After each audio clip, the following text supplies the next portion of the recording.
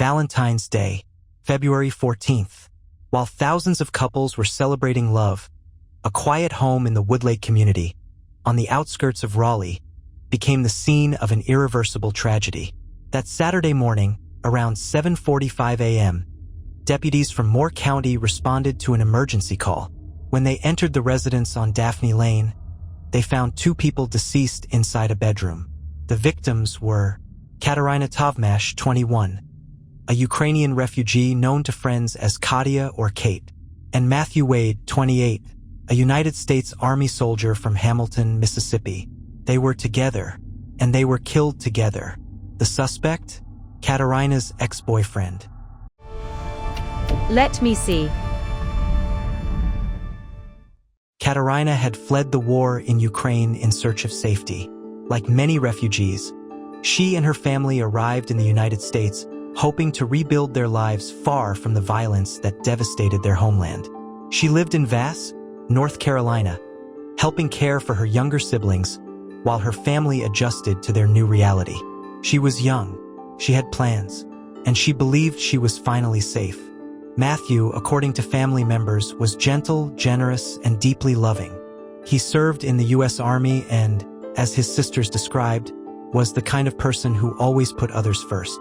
The two were building something together, but someone from Kateryna's past could not accept that.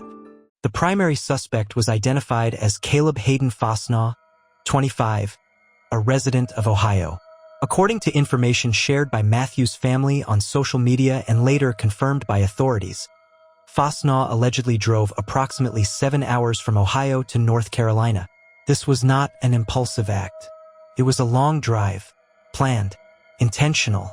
According to Matthew's sister, Megan Wade, the suspect forced his way into the residence early that morning.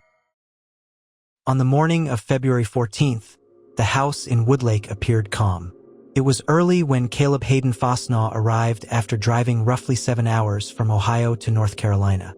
Kateryna's younger siblings answered the door. Still very young, they did not understand the danger. They recognized his face. He was not a stranger. After entering, he reportedly asked one of the siblings, a 6-year-old boy, to accompany him to the bedroom where Kateryna was. Inside the bedroom, Kateryna was asleep next to her boyfriend, Matthew. According to statements shared by Matthew's family, before anything else, the suspect allegedly asked the child to wake them up. The boy entered the room and woke the couple. Moments later, the suspect followed. Shortly after, gunshots were heard inside the residence. When authorities arrived around 7:45 a.m., they found Kateryna and Matthew deceased in the bedroom.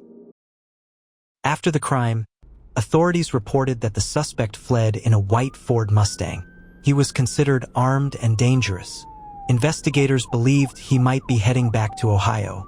This triggered an interstate operation involving the Moore County Sheriff's Office, the Coshocton County Sheriff's Office in Ohio, the North Carolina State Highway Patrol, the Ohio State Highway Patrol, the North Carolina State Bureau of Investigation. Later that same Saturday night, Sheriff Ronnie Fields announced that the suspect had been taken into custody in Ohio. Swift coordination between agencies in multiple states was crucial in preventing him from disappearing.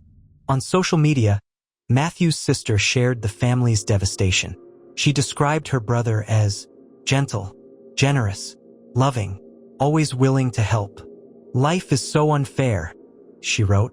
Another sister, Courtney Miller, explained that because Matthew was an active-duty service member, his funeral expenses would be covered. However, Kateryna's family, still rebuilding their lives after fleeing war, would need financial support for funeral costs. A fundraiser was created to assist them. The pain was not only about the loss. It was about the brutality, the context, the painful irony that someone who had escaped war encountered violence again, in a place where she sought safety. A childhood friend of Kateryna, who grew up with her in Ukraine attending the Church of Jesus Christ of Latter-day Saints, described her as his best friend. He said she was the oldest of 6 siblings and had always taken on responsibility within her family. According to him, she did not come to the United States by personal choice, but out of necessity. She fled the war in Ukraine to escape constant danger and the risk of death. Despite everything, he said, she was grateful to be in the United States and appreciated the support shown to the Ukrainian people.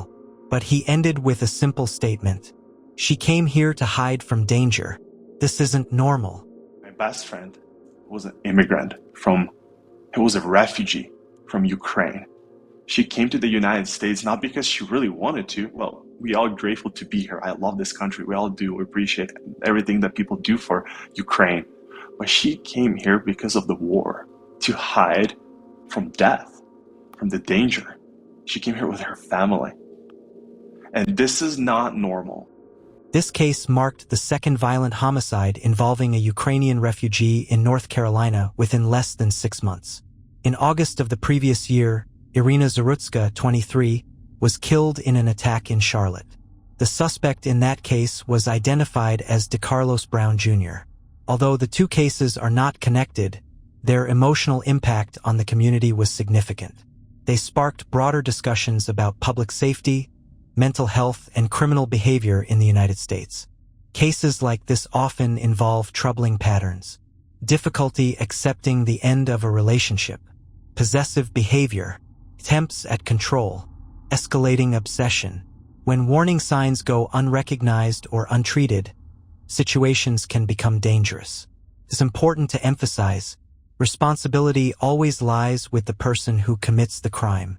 Nothing justifies violence. Kateryna was searching for peace. Matthew offered love. What happened that morning was not a crime of passion. It was a decision, a 7-hour drive, an unlawful entry, an act that changed multiple families forever. As the legal process continues, 2 lives have been cut short, and 2 families carry a loss that can never truly be filled. If you or someone you know is experiencing a relationship marked by excessive control, threats, or obsessive behavior, seeking help can be critical. Healthy relationships are built on respect, not possession.